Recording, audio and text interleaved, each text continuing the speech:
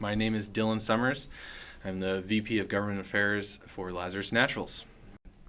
Yeah, well, I've been to quite a few of these styles of shows across the states, put on by different kind of, attitudes around the industry. And this one is definitely of the more professional. It's really, really well executed. I won't name any names, but in prior experiences, some of the shows have been a little lacking in the quality of the attendees.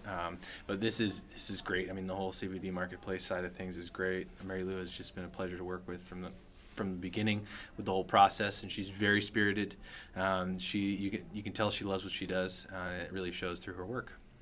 Yeah, that's a good question. I think back in the day when it first all got started, it was an economic opportunity.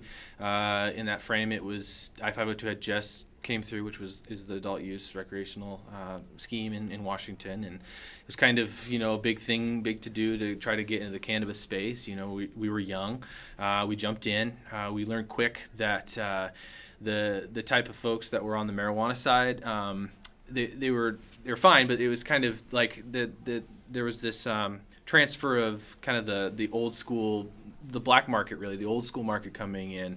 It's hard to compete there, and we knew that there was this thing CBD that was kind of, it was well known by users at the time, but a lot of people were reporting having great effects using it, and using CBD focused products, leaving aside the THC side of things, which has the intoxicating effect.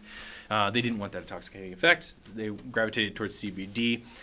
We were, of course, impressed with the stories we heard about CBD and how it was really helping people, and our whole mission was kind of finding and creating jobs for ourselves that we didn't absolutely hate or would beat ourselves up about morally. So hemp derived CBD was a clear path forward for us, and so we really honed in and focused on product quality, executing our mission of making an accessible product for everybody and anybody who wants to try it out. We've been fortunate enough to stay alive and keep growing, and it's very exciting. Yeah, that's an excellent question.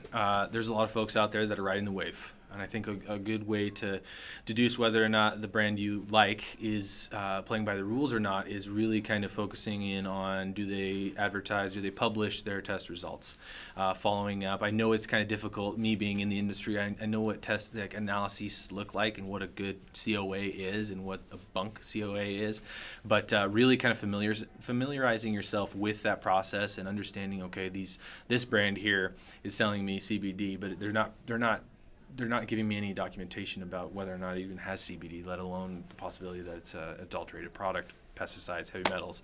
Plain as a bioaccumulator, it likes to suck those things up. So that's a good place to start. There's a lot of great forums. As cheesy as it is to say, Reddit's a good place to go. There's a lot of kind of spirited CBD folks out there that are answering questions in a decent manner.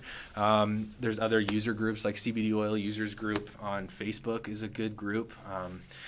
Easy access. You can go in there and they're all sound with their opinions and kind of educating each other. Okay, this brand's good. This brand's okay. Like really focus on the COA and all that sort of thing. So that's the great place to start. But it is difficult because without regulations, from FDA, really, you're leaving open this huge contingency of bad players who can really kind of jump through the big loopholes we have right now. So really kind of honing in, finding the people that publish their COAs. But then it's a good tell to join the bandwagon of a company who's active in the industry, who's going out on a limb, speaking up. That visibility, they're attracting attention.